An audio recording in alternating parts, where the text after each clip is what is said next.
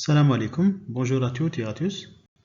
Aujourd'hui, je vais présenter le chapitre 1 de module système de conversion de l'énergie. Ce module est destiné aux étudiants L2 électromécanique de l'Université de Bosch-Baradit. Tout d'abord, on va parler sur l'énergie. C'est quoi l'énergie?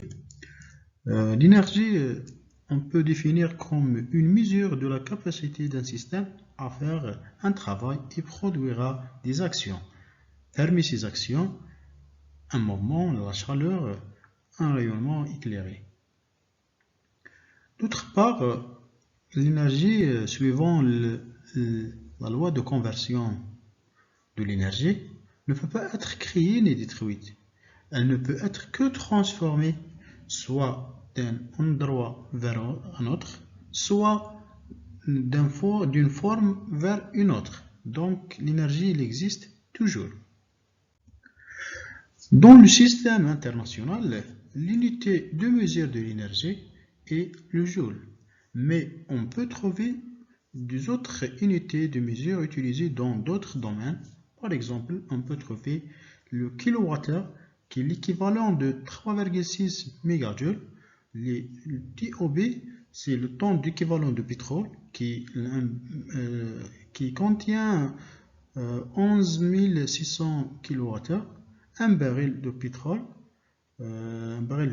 qui contient 159 litres ou bien 140 kg, l'équivalent de 1700 kWh.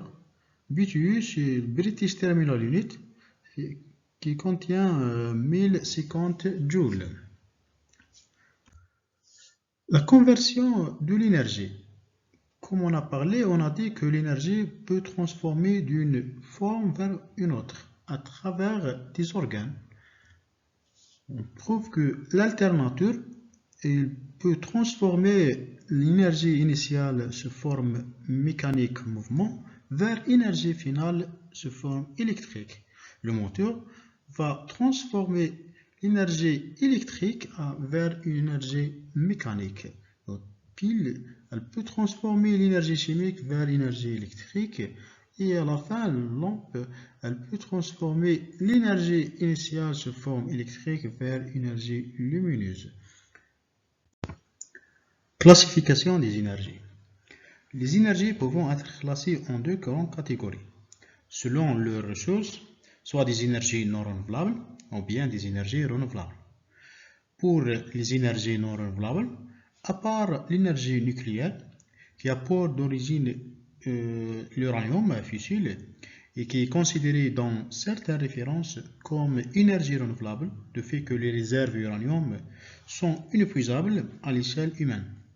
Le reste des ressources, à savoir le pétrole, le gaz naturel, le charbon, sont considérées comme des énergies non renouvelables. Les énergies renouvelables sont, on peut vous citer l'eau, le vent, le soleil et à partir de la terre. On va avoir en détail chaque type. Donc, les énergies non renouvelables sont des énergies qui disparaîtront un jour à cause de l'exploitation humaine, car les stocks sur la Terre sont limités. Comme le but principal de l'utilisation des énergies et de la production d'électricité, pour cela on va voir les centrales de la production d'électricité. La première centrale, c'est la centrale thermique à flamme, comme indiqué sur la figure suivante. Dans cette centrale, l'eau liquide chauffée à l'aide du combustible fissile, que ce soit le pétrole, le gaz, le charbon, et se transformer en vapeur d'eau. Dans la chaudière, cette vapeur sous pression va se déplacer vers un autre circuit, c'est un circuit de refroidissement, et condensé en eau liquide, il va rester toujours dans un circuit fermé. Le déplacement de la vapeur sous pression va tourner la turbine de l'alternateur et va produire de l'électricité Euh, mais on va remarquer que le cheminée libérant un gaz, donc cette station un peu polluante pour l'atmosphère.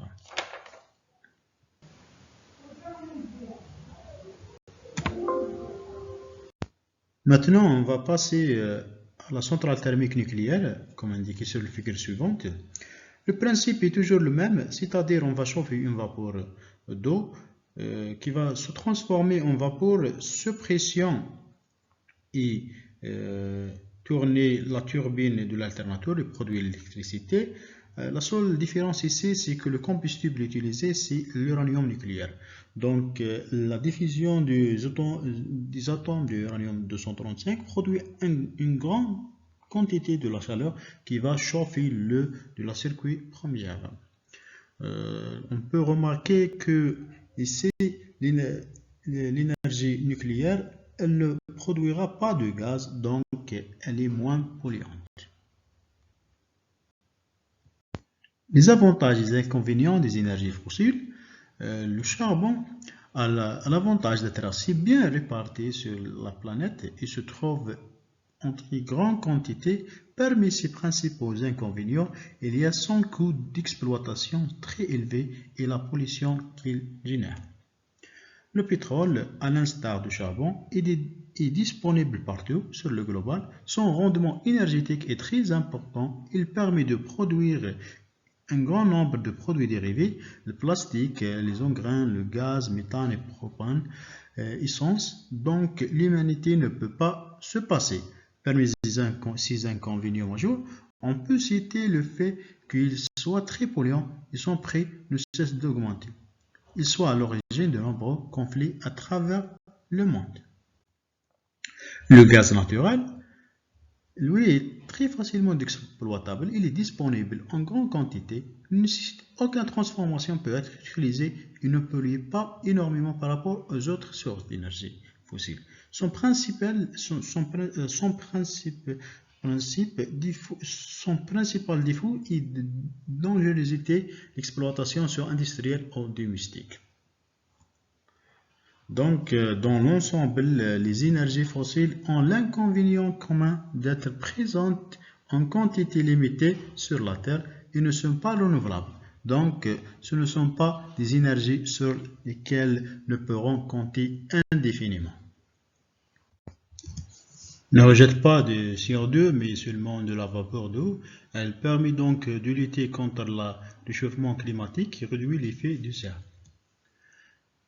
Permet également d'économiser les ressources naturelles de la planète telles que le pétrole et le gaz, est quasi inépuisable, quasi renouvelable, car les ressources uranium ne sont pas près d'être épuisées et que le combustible d'une centrale nucléaire est la plupart du temps recyclé pour être utilisé dans une centrale plus spécifique.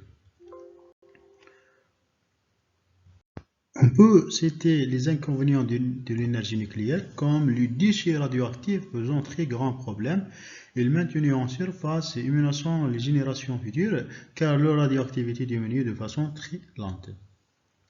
Les mesures de sécurité nécessaires dans une centrale nucléaire coûtent très cher. La durée de construction est de 10 ans et sa durée de fonctionnement n'est que de 30 ans à 40 ans. Nécessite la présence d'une rivière ou d'un fleuve afin de refroidir le réacteur. L'eau qui nous ressort est réchauffée, ce qui détruit la flamme. La surcharge des réacteurs peut provoquer l'explosion de la centrale. Comme conclusion, le changement climatique et la diminution des ressources fossiles est nécessaire de changer nos habitudes pour mettre en avant d'autres procédés et d'autres techniques moins polluantes et venant de ressources abondantes et inépuisables. Les énergies renouvelables. On peut avoir 5 familles d'énergies renouvelables qui sont basées sur le soleil, le vent, l'eau et le biomasse et la géothermie. On va On va parler sur les énergies photovoltaïques. L'énergie photovoltaïque, solaire photovoltaïque, provient de la conversion de la lumière du soleil en électricité au sein des matériaux semi-conducteurs, comme le silicium recouvert d'une mince couche métallique. Ces matériaux photosensibles ont la propriété de libérer leurs électrons sous l'influence d'une énergie extérieure sur l'effet photovoltaïque. L'énergie marémotrice consiste à exploiter l'énergie issue des marées dans des zones littorales de fort marnage, différence de hauteur d'eau entre le marée haute et le marée basse. Le principe de fonctionnement repose sur les dénivelés créés par l'amplitude des marées pour remplir le réservoir et créer de l'électricité. Lorsque la marée est basée, le fonctionnement est inversé et l'électricité créée dans l'autre sens. L'énergie hydraulique. L'énergie hydraulique est la plus souvent fournie par les chutes d'eau provoquées par l'ouverture des vannes d'un barrage fermant un réservoir d'eau. L'eau descend jusqu'à l'usine le long de conduite forcée. À sa sortie, elle possède une grande énergie due à sa perte d'altitude, qui fait tourner l'immense roue de turbine. Celle-ci entraîne un alternateur qui produit de courant électrique. Maintenant, on va parler sur l'énergie géothermique.